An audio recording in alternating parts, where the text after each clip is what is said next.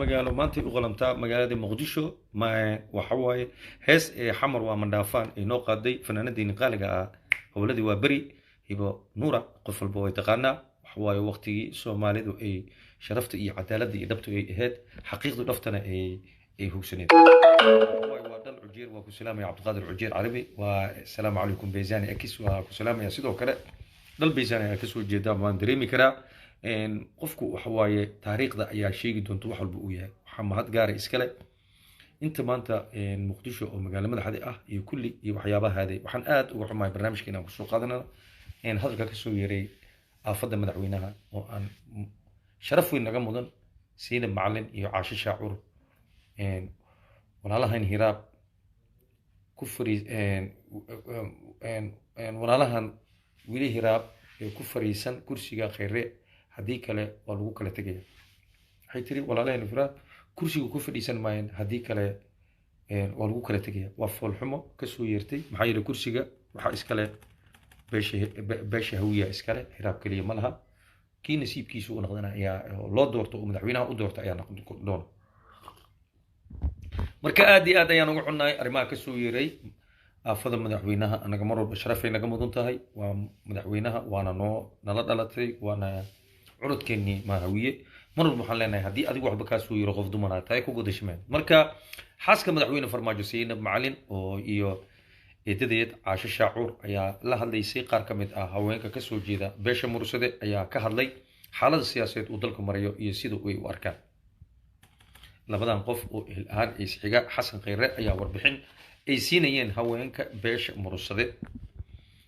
ayay u sheegeen wararka maalmahana dambe laysla dhacay ee ahaa magaalada muqdisho uu yahay mid aan sal iraad lahayn isla markaana xasan khayre uusan marnaba iska casili doonin xilka uu hadda hayo marka dhaxulku ma aha waa wareegto afartiisa sana hadday u dhammaato xasan wuu baxayaa qofna xukuma hayn karto taas qofka inuu garto waana u qalmaa uu soo hayay intuu hayay allah u barakeeyo wanaag iyo faa'iidaba intuu ka keenay caasho shacuur hadalkaasi ay sii wadatay ayaa yiri marwada koowaad waa ay ismaqlaysaa walaalahan wiil hiraab ee ku fariisan kursiga khayre haddiiba taa la isku dayana xamar waa lagu kala tegayaa ee dowladdu laga dhaxli maayo khayre inta uu socday kulankaasi ayaa marwe siinab macalin oo ku sugneed goobta uu shirka uu ka gaabsaday in ay iyadu si toos ah u hadasho laakiin shirkaasi ayaa ahaa mid ay iyadu soo qaban qaabaysay dadkana ugu yeertay oo ay doonaysay in ay ku gogaawiso haweenka beesha mursade xasan khayre ayaa muuqda mid doonaya inuu dagaal la galo farmaajo isla markaana uu isku diyaariyo sidii uu ugu tartami lahaa kursiga madaxweynaha ummadda soomaaliyeed waxay sugaysay wanaag waxaa la yiri haddii aad labadii wanaag ku heshiisa ayaa wanaag ku kulma labadii laakiin xumaan ku heshiisa xumaanta isku arki doonaan marka labadii xumaan ku leesho xaqay isku aragtaa maanta ayaan u jeednaa in waxa soo socdo haddaadan arkin inaad sugto khalad bay kugu tahay marka waxaan dhihi lahayn dulmiga socdo wuxuu maanta galay gurigii dadkii seediyaasha isku ahaa ummadda soomaaliyeed waan u jeedaan annagu ma aha mid aan ku dulminayno ama laakiin waxaan leenahay wax walba laga qariyo banaan ku imaanaya madaxweynaha iyo wasaaraha isma degaana madaxweynaha iyo wasaaraha isma qabaan laakiin maanta heerka ay taagantaa kursigu sidiisu saaxiib ma galo kursiga sidiisa saaxiib male dan joogta ayuu leeyahay maana saaxiib joogta amale qof walba soomaali waa ogtahay siyaasadanu sideedu walaal ma gasho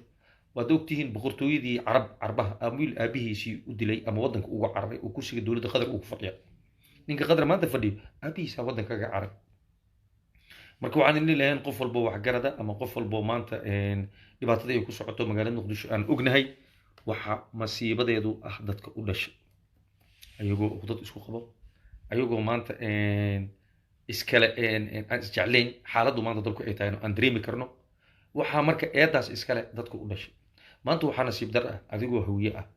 adigoo u dhalatay magaalada muqdisho adigoo dhulkaadii la boogay adana ka hadlaynin waxaa kaloo nasiib dar ah adigoo magaalo madaxdii waddanka ah adiga leedahay la og yahay ee magaalooyinka kale ayna doorasho iyo muran ayna gelin magaalada adiga aad deganeed degmooyinkeeda aad degan tahay inuu muran galo idinkii aad isu kala safataan ra-iisul wasaaraha oo murursado dhinaca oo asaguna inuu wax booba doodaya habargid inuu dhinac u socoto muduloodo magaalada muqdisho ee qoftii dadkaas dhan kusoo dhaweysa oo maanta la riixayo waxyaabaha foosha xun intaas yaa idinkaga faa'iidaysan marka waa inaad dareentaan arrintaas foosha xun dusha idiin saaran kulligiina aad eedeeda madaxa aad leedihiin maanta heerkaa kala taagantiin inaad hataa waxaad jeegtiin mudulood ahaantii inaad u kala baxdaan mashruuc mudulood waa wada sheeganaa mudulood yaa matalo mudulood waxaa matalo beesha abgaal keliya beesha abgaala siday rabta ugu tumato mogleenka wacdaanka iyo hilibiga iyo intaa iyo xisaabkuma laha hebiyaa kuu soo heray hiraabaa kuu soo heray habar gidir hiraab ay dhahdaa maantana galmudug beesha keliya ee la deganeed ee hiraab ahaan ay kula deganeed waxba uma ogolo baarlamaan aynu ogoleen waxbay ogoleen guday ogoleen waana isjecelna aad leedihiin soo deg magaalada muqdisho ima hawiyaha aad lagu sheegaya muunusade iyo xawaadle ma jeclo hawiyahan kale waxay rabaan inay la tartamaan kursiga iyo kulli uqdad baa uga jirto marka maxaa la sameeyaa hawiyu idinkaasaa isku ahe maanta in muqdishona laga waado kuwa kalena idinkugu yimaado hirshabeelle arrinta ay ku jirto galmudug qabcada ay ku jirto dhibcahan laga qaatay intaasoo xildhibaan aad dareemaysaan ma waxaad ku faani kartaan foolxumadaas dib u fiiriya dib isku eeg marka waxaan dhihi lahayn nabadoonka idinku dhex jiro ama siyaasiga idinku dhex jiro ama qof walba idinku dhex jiro daruufta maanta uu idinku fiirsanaya dib u eeg xaaladdu waa bariga dhexe anigu mar raba inaan walaal ama qof aan dhagaxeeyo laakiin meesha ay naga haysato waa inaan cudurka aan fahanaa maxaa yeele qofka cudurka haaya hadduuna garanayn oo cudur kale uu daaweynayo waxba tiri mayso anigoo ihaayo fiiraha iyo kulli layga hayo haddaan capsulo ama madax xanuun keliya aan caawo ka war ma daawooyo laba manaan qandhada idaynaysaa haddana waa soo laabanaysaa marka waa inaan cudurka aan hayo aniga aan qarsanay aan iska daawayo cudurka hayo waxa waaye annagu dhexdeena dhibaatada ka jirto iyo aan kala saarno siyaasaddu siday ay tahay kursiga waa loo tartami karaa magaala madaxda in ay dadkaa wada leeyihiin beesha hawi ay leedahay maantana ayada in waxa la boobayo masiirkeeda uu yahay waxa diidiinka dhowrta saaran qolofka in laga qaado u baahan tahay in la ogaado maanta aadaan ugu xunnahay marwadii madaxweynaha oon ku dhaaranaynay ee dalkan u timid wuu qabi karaa qof kale laakiin dhulka ay u dhalatay iyo dadka ay u dhalatay iyo waxa ay u dhalatay inay maanta ay kala socdo ee beesha mursado u heeliso kama filayn maxaa kursiga qofka ay ku fadhiso ama qofka uu ku joogo walaalkeed ee shalay keensatay khayrada inay fahantaa ayaa ka wanaagsan maanta ma aha beesha hawiye in la kala dheeray ama uqdad loo kala abuuro marka waa inaan fahnaa xaqiiqda dhabta ah walow aynan dhicintaas ay uqdada jirto waxa imaan doona hala fiirsho haddii aan cudurkan la daaweyn ama cudurkan waxba laga qaban ama gumaadka nagu socdo aan la fiirin waxaan ku dhici doonaa meel dowladda farmaajo intay madaxweyne ahayd weli kuma aysan dhiman intaa hawiye intii aan isbaabi'inayn inta wax socday inta dowladda farmaajo ku dhimatay kuma aysan dhiman ama qarac ku dhimo ama dil gooniya ha lagu faarso ama si gooniya ha lagu baado ama dhimasho gooniya ama coronavirus ha ku dilo inta dhimatay ma aysan dhimin in dowladdu suuq la gubay wax walba barnaamij walbaa nagu socdo marka fiiriya dib u eeg dal iyo dibad dhibaatada nagu haysato safaaradii waxaan ka nahay male dalkii magaalada khayraadka ugu badanna anagaa nalaga qaado dowlad marka yaa faa'iidadeeda iskale dowlad waxaa faa'iidadeeda iskale qofka dhaqaalaha bixiyo dalka aan joogno dib u fiirshi hadda Geneva Zurich aniga Switzerland aan joogaa Geneva Zurich canton Vaud waa taqaaniin canton Lausanne waa meelaha dhaqaalaha iyo beerna ay kasoo gasho dhaqaalaha waa kantoomada kale waa la kabaa sharaf iyo mansab ay leeyihiin maanta muqdisho waxaa ka roon oo ka sharaf badan gobolladii la kabayaa dhaqaalaheeda la siiyaa gobolladii la kabaya ayaa maanta muqdisho hoos tagtaa sharafkeedii iyo mansabkeedii iyo dadka xuduudka leh intaa lama qiimeeyo marka taa ma la dhihi karaa dowlad Soomaaliyeed iyo sharaf Soomaaliyeed ayaa Soomaaliya ka jirta mise federaalka eexda ee reer muqdisho ay ku dulman yihiin ayaa la dhihi karaa cadaalad lagu helo federaalka reer muqdisho way ku dulman yihiin shacabka reer muqdisho meel walba ay joogaan dal iyo dibadna waxaa laga rabaa inay u istaagaan xaalka maanta ay marayso waa jeedaa heer anaga la isku keentiro heer anaga noocaan rabay la isku keen isticmaalo maanta laba qof oo hawiye inta meel fadhiisato koob shaa isla caawi mayso yaa gaarsiiye laakiin jecel oo aynan israbin camal isugu soo noqdaan waxaa maxaa gaarsiiye waa inaan fikirnaa kuwa ay mashruucyo samaysteen qolol u furteen hantidii shacabka ummadda Soomaaliyeed ama hantidii dadka reer muqdisho intay u tashteen ee akoontiyo ugu fadhiyaan maanta dunida ka arursanayaan war ninka maanta tusaale aan ku soo qaadanay anigu beesha muduluudaan ka dhashay canshuura waxaa lagu qaadaa juhar xawaado lagama qaado 2009ka waaraa joojiyay baara daartaana bintii umalaysaa canshuurta marka darmuule ilaa tii sisinta ilaa tii juhar waxaa qaato muduluuda laga qaadaa muqdisho usoo dego dadka laga qaado cumar finish loogu dhigo cumar finish hoteelo ku biyo ee dhaqaalahooda kamid yihiin guri ha noqoto suuq ha noqoto canshuurta beriga ha noqoto canshuurta dekedda ganacsatooda ay kusoo degaysa intaba waa laga qaadaa waxay ku shubantaa meel cid ka bax qurbiya hadda loo istaagay qolooyin magacyo iyo mashruuc la bixin hadda istaageen lacag 100 kun la iska rabaa iirin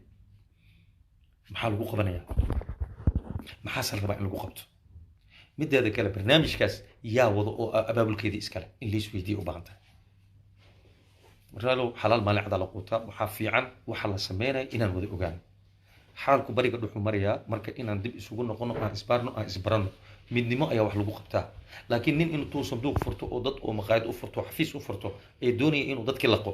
ya ummadina maanta waa kaa maamulkooda iyo degmadooda iyo kulle ay la-dahay xataa wixii ku dhacay aanan u istaageen mala dhihi kara kaas marka idin macataan lena meel ba joogtaan xaqiiqdu maalinteeday imaanaysaa anugu mar walba idila hadalno xataa dowladdu farmaajo ilaa hadda 4 sano idila hadlayn wax ma idin galayna maalintay u baahneed talada ee maanta kula gudbeed maalinta cabdishakuur inta gurigiisa dhaawac loogu geysto lagu leeyahay kabaha lagu as maalintaasay talada noo furneed maanta waa joogtaan waa sii fiirsanaysaa foolxumadii waa la gaaraya dowladda ha u dhamaata dowladda ha u yeesho waan ogahay dadka ku dhaqan hawiye ee magaalada muqdisho ku dhaqan waxay aaminsan yihiin in talada la-aantooda siiba beesha mudulo tala la-aantooda inayna socon karin taasay ku jiiftaan kuwana waxay u dhaqmaan dad shaqeeyay oo wax qabtay iska dhigaan hadda ibrahim yuro waa ka mid ah waxay iska dhigaan dad shaqeynaya oo wax qabanaya waxna qaban maayaan todoba uu magacaabo qof uu magacaabo waxaa gurbaanka la qaatay meesha lagu tumi lahaa rabaa intii ku tumayaan gurbaanka ii sheeg marka taladu waxay ku fiican tahay wixii runa in laysu sheego magaalo madax walba inuu dad leeyahay ay dad magaalo madax u tahay laakiin xuquuqda dadkaas ay leeyihiin kismaayo xuquuq bay leedahay waa magaalo madax somaliland soomaaliya hargeysa xuquuq bay leedahay waa magaalo madax galmudug waa magaalo madax puntland waa magaalo madax muqdisho waa magaalo madax laakiin